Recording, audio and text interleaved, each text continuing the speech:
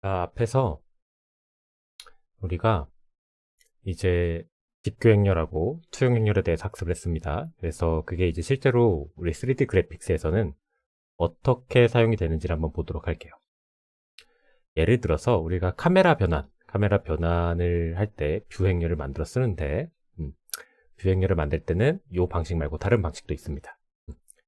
근데 이제 예를 들어서 카메라가 이렇게 있다고 가정을 했을 때 물체가 이렇게 있다고 합니다. 그럼 카메라가 이쪽으로 이렇게 회전을 해서 쳐다본다고 하면 반대로 카메라를 정면 기준으로 물체가 이쪽으로 회전을 했다고도 볼 수 있어요. 이렇게 그렇죠?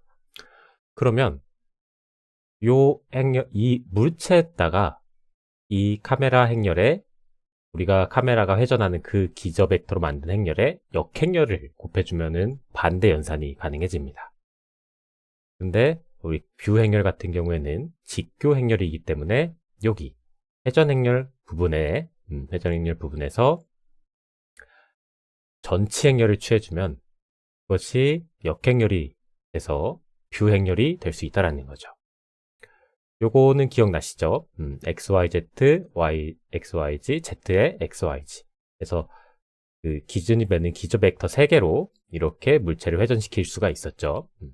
얘는 지금 열 우선 행렬이기 때문에 이렇게 구성이 되어 있는 거고, 우리 이제 앞 시간에 배웠던 건 아마 행 우선이기 때문에 이렇게 돼 있었을 겁니다.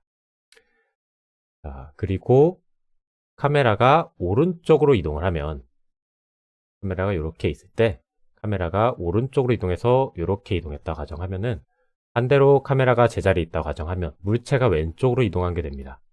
그래서 이동 연산이 되는 이 부분을 음수로 해서 최종적으로 이렇게 뷰행렬을 유도시킬 수가 있겠죠. 그래서 전체 행렬을 이렇게 직교행렬의 전체 행렬이 역행렬이라는 이 성질을 뷰행렬을 만들 때 우리가 사용할 수 있다. 자, 그리고 우리 이제 원근 투영 변환에 대해서 또 볼 건데요. 자, 그러면은 실제 카메라랑 이 투영되는 이 화면 사이에 거리를 우리가 일단 알아야 되거든요. 이 거리는 어떻게 구하냐? 이 거리는 자세히 보면 NDC 좌표이기 때문에 NDC 좌표는 여기가 마이너스 1, 1 이쪽이 1, 마이너스 1이기 때문에 2의 비율을 갖고 있습니다. 그러면 여기 절반만큼이면 여기가 1이겠죠? 그리고 여기는 이제 카메라 시야각인데 이건 이제 우리가 카메라 처음에 세팅할 때 세팅을 해줘야 됩니다. 그래서 이 시야각 절반만큼 여기는 2분의 세타할 겁니다. 그럼 우리 삼각함수에서 탄젠트 2분의 세타는 d분의 1이 나와요.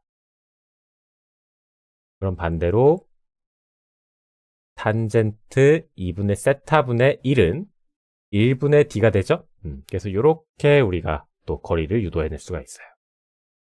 그래서 이렇게 거리를 유도해냈고, 거리를 알면 이제는 우리가 좌표를 계산을 할 수가 있죠. 요 D를 우리가 알고 있는 거기 때문에 우리가 앞선 시간에 X, Y, Z의 투영 행렬을 통해서 변환을 한 좌표를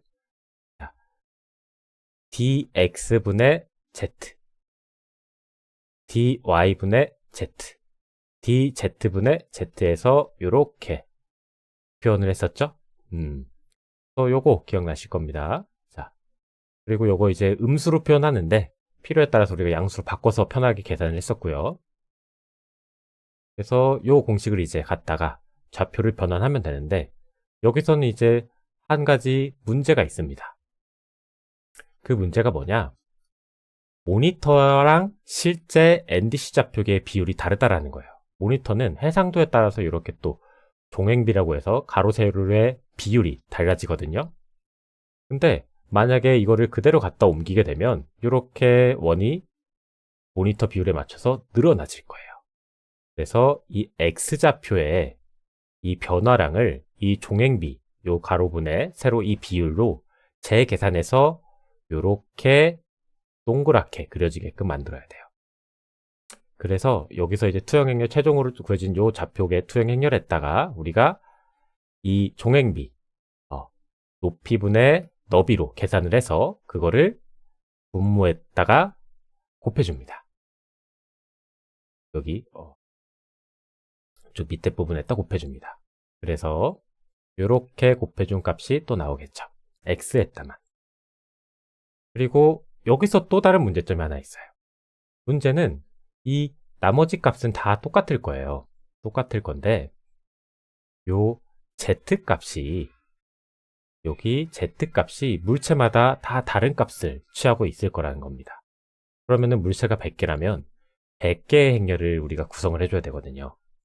그러면은 행렬을 연산을 쓰는 GPU의 그 상수 버퍼나 이런 데다가 계속 물체마다 바꿔줘야 하기 때문에 불필요한 연산이 너무 커져요.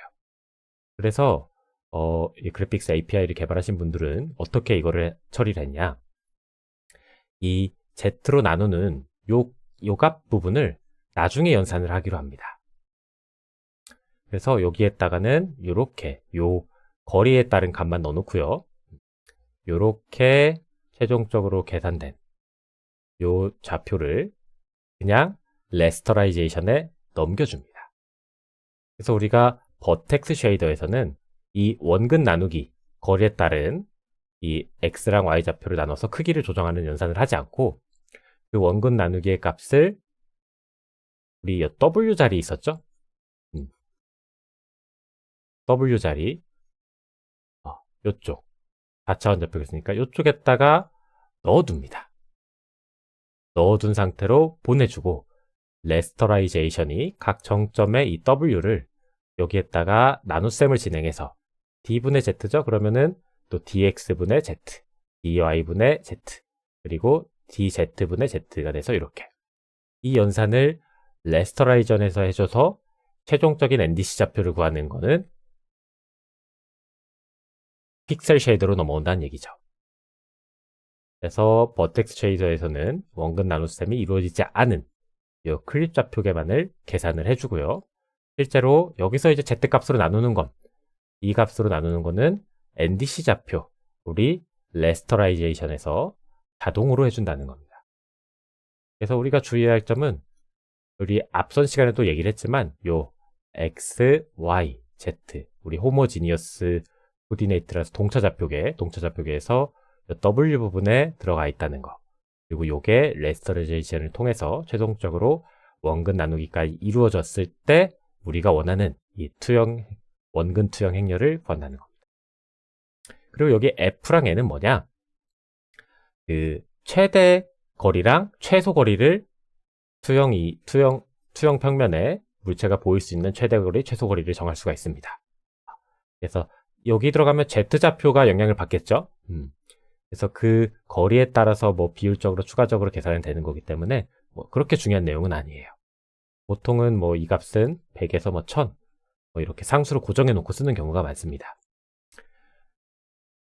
요약을 하자면, 자, 카메라와 버텍스의 거리는 Z 다 각각 다르다라는 거예요. 그리고 뭐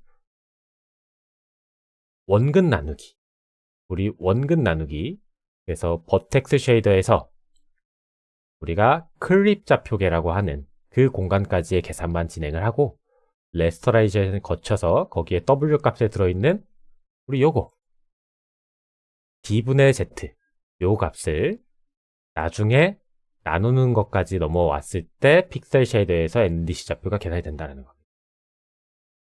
자, 그렇게 해서 우리가 그 필요한 뷰 행렬과 원근투 행렬도 대략적으로 이해를 할 수 있고 실질적으로 계산을 직접 해볼 수 있는 과정을 겪어서 한번 수업을 해봤습니다. 이제 다시 또 우리가 작성한 그 소스 코드로 돌아가서 우리가 어떻게 이 과정을 우리 엔진에서 적용을 했는지 또 설명을 해보도록 하겠습니다.